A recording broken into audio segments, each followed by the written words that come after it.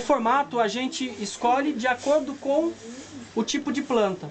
Então, por exemplo, plantas que têm crescimento na vertical, que é, por exemplo, o alecrim, o manjericão, a arruda, que crescem em altura, eu escolho para eles vasos altos, porque ele cresce em altura, como ele fica alto, a raiz também é profunda. Então eu preciso de vasos fundos para que ela possa desenvolver a raiz lá embaixo e sustentar a planta. Porque se eu colocar uma planta, olhando a planta, então plantas com crescimento em altura, tá vendo? Ela cresce em altura, né? Vasos fundos, onde ela tem espaço para desenvolver o sistema de raiz em proporção à parte aérea. Então se ela cresce em altura, cresce em profundidade de raiz. Então vasos fundos e não tão largos, né? Agora, plantas com crescimento rastejante, como o tomilho, tá vendo que eles vão crescendo em horizontal, eles vão rastejando, olha aqui, ó. Né? Eles são rasteirinhas, né? Então eu preciso de vasos largos e não vasos fundos, porque o sistema de raiz dessas plantas não é tão profundo. Então eu sempre faço isso, plantas com crescimento vertical, vaso fundo e não muito largo. Plantas com crescimento rastejante, como o tomilho, o orégano, o poejo, vasos largos, onde ela tem espaço vertical para se desenvolver e não muito fundo, né? Então a camada de drenagem, antes de pôr o solo que a gente vai montar, eu tenho que sempre fazer, independente se a planta gosta de água ou não. Um buraquinho, né? O buraco é o furo de drenagem e a drenagem é o material que a gente vai utilizar para compor isso. Porque quando a gente pega a terra e joga aqui no vaso sem fazer camada de drenagem, essa terra ela pode se compactar e entupir esses furos de drenagem, né? E quando entope, evita o escoamento da água, e se é uma planta que não gosta de umidade, ela vai apodrecer e vai morrer por encharcamento. Então, exatamente. Então a camada de drenagem é uma camada de pedras bem simples, ó, só para mim não enxergar mais o furinho, exatamente, o furinho de drenagem do vaso. Tá vendo, ó? E aí, além de eu colocar essa camada de pedras, que pode ser substituído por qualquer um desses materiais, né? Então ao invés de usar o pedrisco, eu posso usar caco de telha, tijolo, que é uma coisa legal porque é um reaproveitamento. Vaso de cerâmica que trincou, eu uso ele para fazer drenagem. Mármore de pia, que não é muito comum, né? Só coloquei para dizer que dá para usar. Pedra de construção, aquela pedra preta, também dá para usar, não tem problema nenhum. Qualquer material que não se decomponha.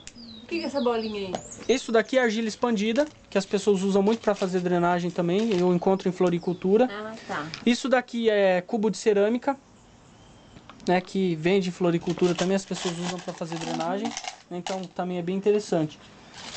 Isso.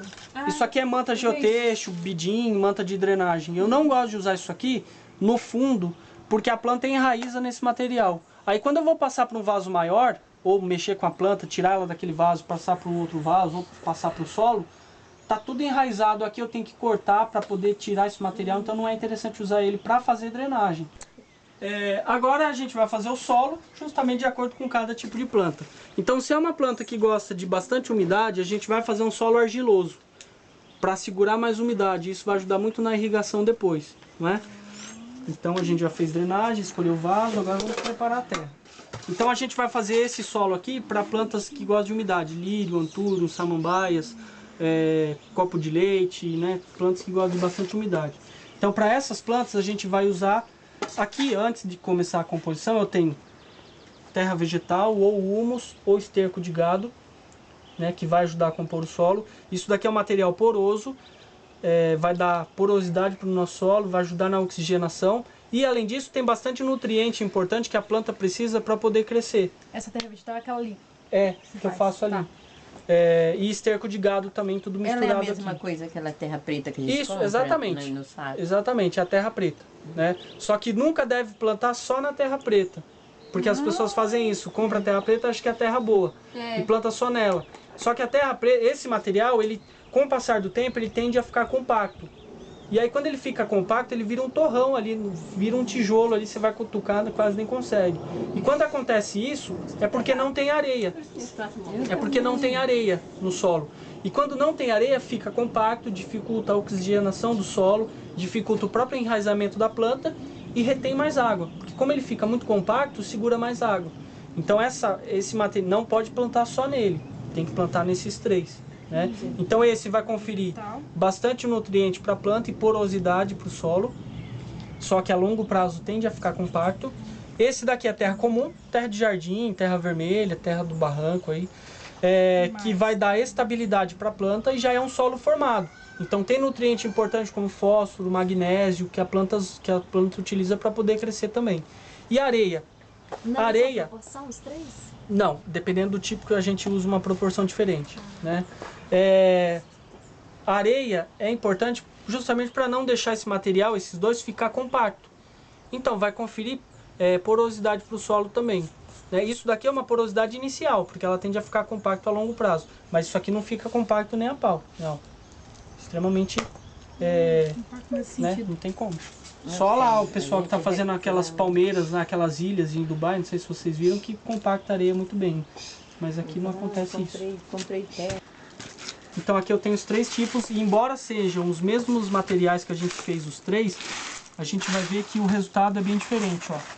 Esse é um solo mais pesado, tem mais tendência à compactação, consequentemente segura mais água, né?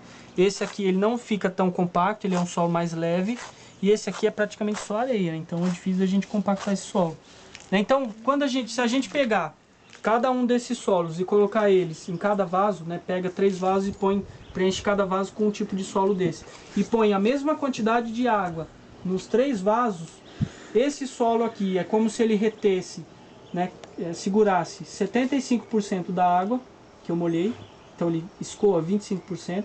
Esse aqui retém 50% da água e esse aqui retém cerca de 25% da água. Então a gente pode fazer uma proporção dessa forma. Ele já veio aqui procurar cebolinha.